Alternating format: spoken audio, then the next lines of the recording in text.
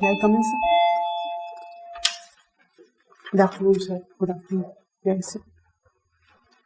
Thank you, sir. कुछ अपने बारे में बताएं।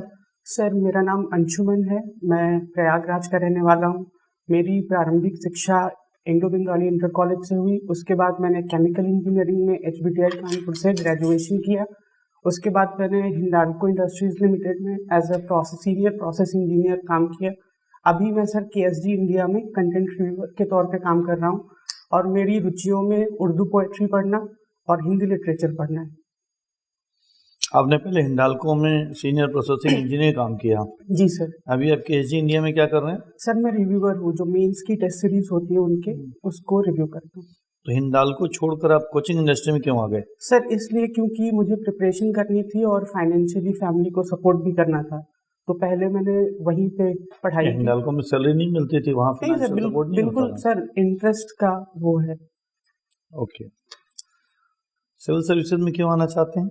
सर, जैसे मेरी जो रुचियाँ और जैसे मुझे लगता है कि जो एडमिनिस्ट्रेशन का काम है वो मेरी पर्सनालिटी के अनुकूल लगता है मुझे, इसलिए लगता है कि मैं अपना पोटेंशियल ज़्यादा वहाँ पे यूटिलाइज कर पाऊँगा और जो भी सोशल कुछ सिस्टम्स हैं उनमें चेंजेस ला सकता हूँ। इलाहाबाद का नाम प्रयागराज कर देना जी। आपको कहाँ तक उचित लगता है? सर, अगर मेरी व्यक्तिगत राय में देखेंगे तो जैसे कहीं का नाम बदलना, अगर वहाँ के लोग उसके लिए मांग कर रहे हैं तो एक वो परसीव्ड इंटरेस्ट भी हो सकता है। हालांकि अब नाम बदल गया है तो हमें इस डिबेट में नहीं पड़ना चाहिए कि क्यों बदला उसे, लेकिन ये है कि अगर हम नाम बदलते रहेंगे तो उसमें बहुत सारे एडमिनिस्ट्रेटिव और इकोनॉमिक एक्सपेंडिचर्स होते हैं। और जैसे इलाहाबाद के साथ हमारी जो मेडिवल हिस्ट्री की का कंपोजिट कल्चर जुड़ा हुआ है, और सर जैसे नाम बदलते रहेंगे तो कहाँ तक बदलेंगे नाम और कितने।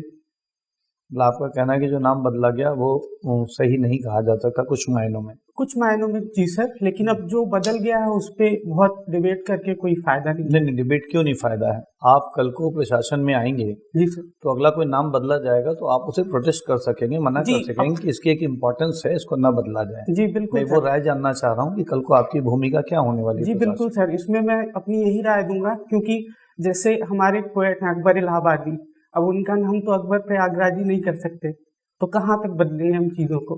ठीक है। नाम बदला इलाही से इलाहाबाद जी सर। किसने किया था?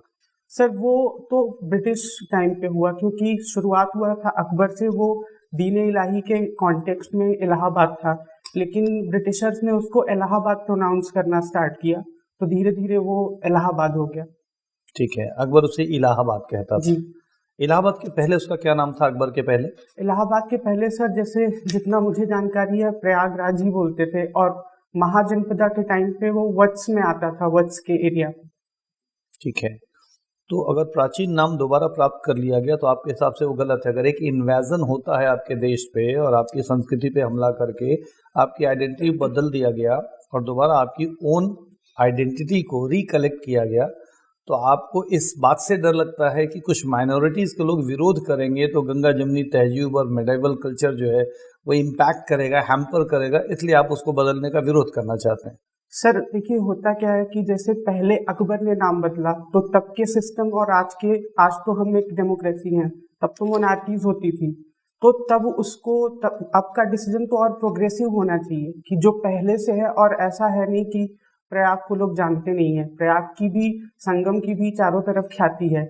लेकिन जैसे मैंने देखा है कि मैंने बेलगाम कर्नाटका में काम किया है, तो लोग इलाहाबाद जानते हैं, तो एक उसकी जो आइडेंटिटी जुड़ी हुई है दोनों से है। तो जो चला आ रहा है जैसे यथास्थिति में है उसको चेंज करना, और माइनॉरिटीज में जैसे हमारा जैसे स्टेप ऐसा होना चाहिए कि उनको लगे भी नहीं, सिर्फ होना क्या चाहिए सर, जैसे जस्टिस हो या नाम बदलना हो, तो होने के साथ साथ दिखना भी चाहिए कि वो हो रहा है। दिखा नहीं प्रयागराज में नाम बदला गया तो? जी बिल्कुल सर, तो एक इंडिकेशन जैसे जाता है। अब उनको यह है कि समझाने की कोशिश करेंगे, बट ये है थोड़ा डर तो रहता है, उनके वहम को भी निकालना जरूरी है। तो मेरी व्यक्तिगत राय है। आपको नहीं लगता कि आपके देश में आज़ादी के 70 साल तक अपीजमेंट पॉलिसी पे काम किया गया, इस वजह से डर है कि वो ओवर रिएक्ट कर जाएंगे? किस बात का डर है? सर, डर देखिए इस बात का है कि जहाँ की कोई भी माइनॉरिटी होती है तो अब ये है कि माइनॉरिटीज के राइट्स को प्रोटेक्ट करना एक डेमोक्रेसी का दायित्व है, जो कि हमारे कॉन्स्टिट्यूशन में था भी। और मैं तो ये नहीं कहूँगा कि बहुत अपीजमेंट हुआ, क्योंकि पार्टीशन के बाद जो माइनॉरिटीज में जो एफ्लुएंट, जो कि वेल्दी लोग थे, वो तो माइग्रेट कर गए। ज़्यादातर वो ऐसे बचे जिनको कि अपलिफ्टमेंट की ज़रूरत थी, पुअर लोग बचे। तो इसलिए मैं उसे अपीजमेंट नहीं समझूंगा। इतिहास की अपनी आपकी व्याख्या है। खैर, अपने इनसे मैं एक लास्ट क्वेश्चन आपसे जानना चाहूँगा। जी सर। प्रयागराज की 3 प्रशासनिक चुनौतियों के बारे में बता दें। सर, प्रयागराज की जैसे 3 प्रशासनिक चुनौतियों में एक तो ये है कि वहाँ का लॉ एंड ऑर्डर, और दूसरा एजुकेशन का जो सिस्टम है कैसे उसमें अच्छी मॉनिटरिंग हो सकती है, और तीसरा हेल्थ इंफ्रास्ट्रक्चर को कैसे देखेंगे कि जो फैसिलिटीज़ हैं, जो पॉलिसीज़ में आती हैं, वो कैसे मूलभूत ग्राउंड स्टेज पे लोगों को मिले।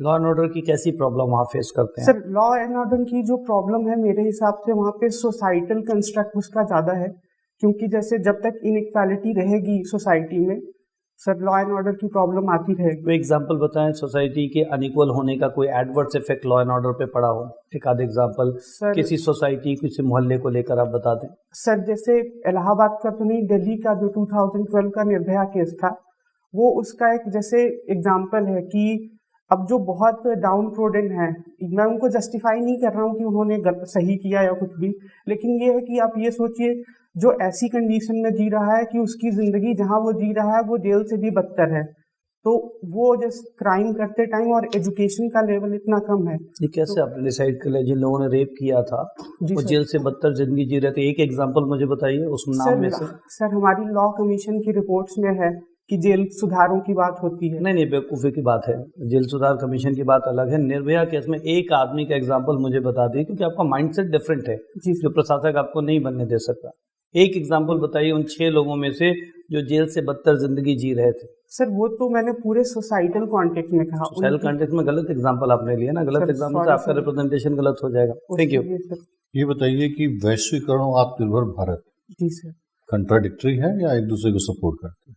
सर, ये एक दूसरे को सपोर्ट करते हैं, और जैसे आत्मनिर्भर भारत से हम इसको इस तरीके से नहीं लेना चाहिए कि आत्म केंद्रित भारत, मतलब हमें सेल्फ डिपेंडेंस भी होना है, लेकिन जो चीज़ें जैसे हमारे यहाँ पे जो मिनरल्स हो या जो सर्विसेज नहीं है, तो एक ग्लोबल कॉन्सर्ट में काम करके उसका भी यूटिलाइज करना है।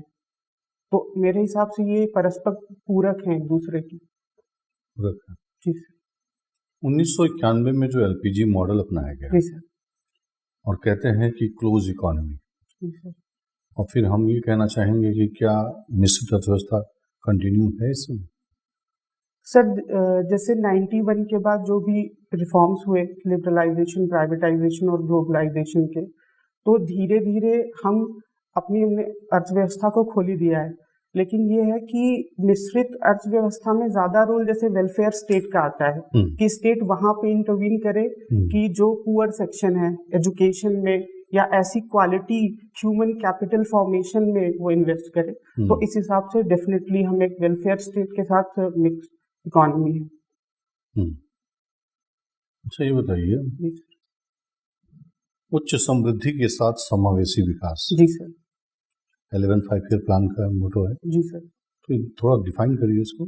सर, उच्च समृद्धि जैसे आज ही मैं न्यूज़पेपर में पढ़ रहा था, तो ऑक्सफैम की रिपोर्ट है कि अब उनकी रिपोर्ट थोड़ी इन्फ्लेटेड हो सकती है क्योंकि वो यहाँ का ऑर्गेनाइजेशन नहीं है, लेकिन थोड़ी बहुत सच्चाई तो उसमें होगी कि लॉकडाउन में जैसे 10 महीने का जो समय था, जो 10% एफ्लुएंट लोग हैं उनका वेल्थ 35% बढ़ा है, जो कि अगर नंबर्स में देखेंगे तो 13 ट्रिलियन रुपीज है।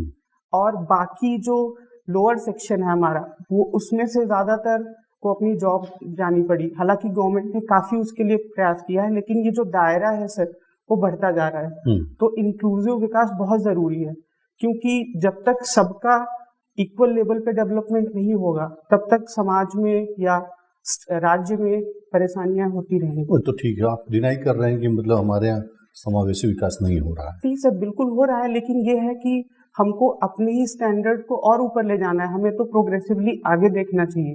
विकास तो बिल्कुल हुआ है, 200 साल की जो ब्रिटिशर्स ने इतना एट्रोसिटीज करी और जितना यहाँ से मनी गया वहाँ पे इंग्लैंड, लेकिन ये है कि हम जितना बेहतर कर सकते हैं वो हमारे समाज के लिए उतना और अच्छा होगा। अच्छा, ये बताइए आर्टिकल 21 जी का प्रोविजन क्या है? आर्टिकल 21 सर देखिए, मेरा विजन या जो नहीं, जो उसका प्रोविजन है सर, उसका प्रोविजन है कि राइट टू लाइफ बाई अगर प्रोसीजर स्टैब्लिश बाय लॉ के हिसाब से राइट टू लाइफ की स्वतंत्रता है। और पहले इसका सेंस थोड़ा लिमिटेड था मेनका गांधी केस तक, लेकिन उसके बाद उसको काफी लिबरली इंटरप्रेट किया है जुडिशरी ने। क्या शब्द अभी है जिसको हम लोग मेनका गांधी के केस से जी सर, अडॉप्ट किए हैं, उसके लिए टर्मिनोलॉजी क्या है? Sir due process of law. दोनों में डिफरेंस क्या है? Sir procedure establish by law में ये है कि जैसे लॉ बना है वो एग्जीक्यूटिव पे रिस्ट्रिक्शन होता है, लेकिन ड्यू प्रोसेस ऑफ लॉ में ये है कि लॉ बना के आप अनजस्ट या अनफेयर लॉ नहीं बना सकते। और उसमें पहले जैसे अगर सरल शब्दों में कहूँ तो ये था कि पहले वो सिर्फ जीवन का अधिकार था, अभी वो कायदे से जीवन का अधिकार है कि एक डिग्निफाइड लाइफ हो। जैसे MC मेहता केसेस में इन्वायरमेंट को लेकर, या अभी पुट्टास्वामी केस में प्राइवेसी को लेकर, तो ये वेरियस डायमेंशंस को छूता है लाइफ को। मनुष्य एक जानवर नहीं है। जी बिल्कुल सर। तो क्या उसको विशेष दिया जाना चाहिए? सर उसके लिए ये है कि पहले तो मूलभूत सुविधाएं जैसे शिक्षा, स्वास्थ्य, और उसके बाद सर जैसे मुझे इसमें बेहतर ये लगता है कि कैपेबिलिटीज, उनकी कैपेबिलिटीज के हिसाब से उनको दिया जाए। और जैसे स्टेट का ये दायित्व है कि उनकी चॉइसेस बढ़े। अगर कोई जैसे ग्रेजुएशन भी कर रहा है तो जिसमें इंटरेस्ट हो उधर उस फील्ड में हो जाए। इंटरनेट फंडामेंटल राइट है sir. High court, Kerala high court का एक जजमेंट है, उसके हिसाब से डेफिनेटली सर उन्होंने बोला था उसमें। अंशुमन जी। जी सर। आज क्या तारीख है? सर 25 जनवरी। कुछ खास दिवस है आज? सर मैं एकदम श्योर तो नहीं हूँ, लेकिन आज I think national voters day है। नेशनल वोटर्स डे है। क्यों मनाते हैं ये? सर ये एक्चुअली स्टार्ट हुआ इलेक्शन कमीशन के ड्राइव पे कि लोगों को अवेयर करें जो लोग वोट नहीं करने जाते। इस दिन को, इस डेट को क्यों चुना? सर इसमें भी मैं श्योर नहीं हूँ, अगर आप परमिशन दे तो मैं गेस करूंगा। कीजिए। इस दिन शायद इलेक्शन कमीशन का फॉर्मेशन फाउंडेशन डे है। ओके। इस साल का थीम क्या है नेशनल वोटर्स डे का? सॉरी सर, नहीं उसके बारे में अवेयर नहीं हूँ। कोई बात नहीं। ये बताइए कि नियोलिथिक रिवॉल्यूशन क्या है? सर नियोलिथिक रिवॉल्यूशन ये है कि जैसे मानव जो हंटर और गैदरिंग की लाइफ जी रहा था, उससे एक सेटल्ड लाइफ एग्रीकल्चर जब उसने स्टार्ट किया, उसको हम नियोलिथिक रिवॉल्यूशन मानते हैं, क्योंकि वो उसमें जो पहले का हमारे चेंजेस होते थे काफ़ी सालों में होते थे, लेकिन एग्रीकल्चर और सेटल्ड लाइफ के बाद वो चेंजेस के प्रोसेस काफ़ी जल्दी आने लगे। बाद में फिर उसी से लिंकेज बनता है कि सरप्लस प्रोडक्शन, फिर पहला नगरीकरण, ये सारी चीज़ें। पहला नगरीकरण आप बोल रहे हैं। पहला और दूसरे नगरीकरण में क्या अंतर है? सर जैसे पहला नगरीकरण हम देखते हैं तो इंडस वैली सिविलाइजेशन को मानते हैं। उसके बाद अंतर क्या है आप वो बताइए। जी अंतर ये है, दूसरा नगरीकरण ये है कि बाद में जो बुद्धिस्ट एरा में जो महाजनपदास बने, उसमें पहले नगरीकरण का जो बेसिस था उसमें एक मेटल का डिफरेंस है कि पहले वो कांसे से था, और इसलिए वो रीजन स्पेसिफिक है कि एरिड रीजन में, क्योंकि वहाँ ज़्यादा पेड़ नहीं होते थे तो उसको तांबे और कांसे से काटना आसान होता था। बाद में लोहे की डिस्कवरी हुई तो उससे जो काफ़ी डेंस फॉरेस्टेड एरियाज थे उसको भी काट के तो वो उसका विस्तार काफ़ी ज़्यादा हुआ। चलिए, आप तांबे की बात कर रहे हैं। कैल्कोलिथिक कल्चर्स, कैल्कोलिथिक सिविलाइजेशन, यही विश्व में लगभग हर जगह जहाँ जहाँ ह्यूमन सिविलाइजेशन का उदय होता है। जी सर। कैल्कोलिथिक ही क्यों पहले आता है? सर तांबे एकदम श्योर तो नहीं हूँ सर, लेकिन जैसे तांबे का जो मेल्टिंग पॉइंट होता है उसको पिघलाना वो काफ़ी कम होता है लोहे के कंपैरिजन में, तो इनिशियल जो डिस्कवरीज थी उससे उन्होंने तांबे के ही वो बनाए। गुड। चलिए, मेरी तरफ से आखिरी सवाल है। हिंदी लिटरेचर में आपका इंटरेस्ट है। जी सर। खड़ी बोली और ब्रज भाषा में क्या अंतर है? सर खड़ी बोली और ब्रज भाषा, एक तो जैसे ये है कि रीजन का फर्क है, दूसरी सर वो बोली है और ये रीजन का फर्क है। कौन सी बोली किधर बोली जाती है? सर जैसे ब्रज भाषा है ये मथुरा वृंदावन इस एरिया में, खड़ी बोली पहले तो ये मेरठ और दिल्ली के आसपास की भाषा थी, लेकिन अभी हमने खड़ी बोली को ही राजभाषा बनाया है हमारी ये, ठीक है। और सर ये है कि जैसे खड़ी बोली, ये दोनों ऑक्सीमोरॉन है एक तरीके से, क्योंकि खड़ी बोली जैसे हम बोलते हैं तो बोली नहीं आजकल भाषा बन चुकी है, जबकि ब्रज भाषा जो है वो बस एक बोली के तौर पे सिमट चुकी है। तो एक शब्द बोला आपने, बोली और भाषा, जी सर। दोनों में अंतर क्या होता है? सर दोनों में जैसे ग्रामर होना चाहिए। बोली में क्या है कि कोई स्ट्रिक्ट ग्रामर नहीं होता, उसकी शब्दावली शब्दकोश उतना परिष्कृत नहीं होता, स्टैंडर्ड मानकीकृत नहीं हुआ होता है। ठीक। और जब ठीक बेटा, हिस्ट्री आपका वैकल्पिक विषय है। जी सर। ठीक है। हिस्ट्री में मूर्तिकला शैली प्राचीन भारत की अगर हम बात करें तो गांधार, मथुरा और अमरावती। जी सर। तीनों में मुझे दो समानताएं और दो विभिन्नताएं बताओ। जी सर। सर पहले समानताएं बताता हूँ मैं कि गांधार और जो मथुरा शैली है वो ये कुशाना शासन के अंदर स्टार्ट हुई, और जो उनमें रिफ्लेक्ट है लाइक कि ह्यूमन फॉर्म में गॉड्स को लाने लगे, और अमरावती में भी उन्होंने स्टोरीज के डिपिक्शन है। और ये तो पहला हो गया। दूसरा ये है कि सिमिलैरिटी की किंग्स ने इनको काफ़ी पैट्रनेज दिया, ये कोर्ट आर्ट इसको हम बोलते हैं कि राज्य ने संरक्षण दिया, जिससे ये काफ़ी फली फूली।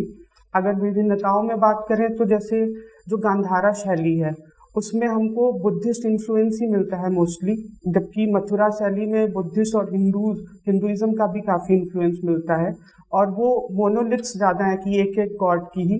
जबकि अमरावती में ये है कि स्टोरीज के फॉर्म में और मार्बल का यूज़ किया गया है, तो वो एक स्ट्राइकिंग डिफरेंस। मथुरा शैली को किस डायनेस्टी ने सपोर्ट किया according to you? Sir Kushana. Kushana ji. और गांधार शैली को भी कुशाना ने बनाया? जी सर। तो उसको इंडो ग्रीको रोमन या ग्रीको बुद्धिस्ट क्यों कहते हैं उसको?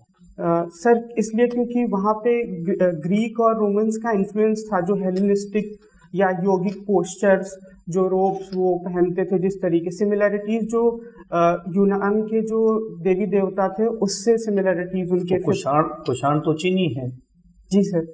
तो वो यूनानी कल्चर कैसे अडॉप्ट करता है? सर वो जब इन्वेजन्स होते थे, जैसे अलेक्जेंडर ने जब किया था इन्वेजन, तो कुछ उसके संस्कृतियाँ मिलती हैं, तो कुछ आदान प्रदान होता है।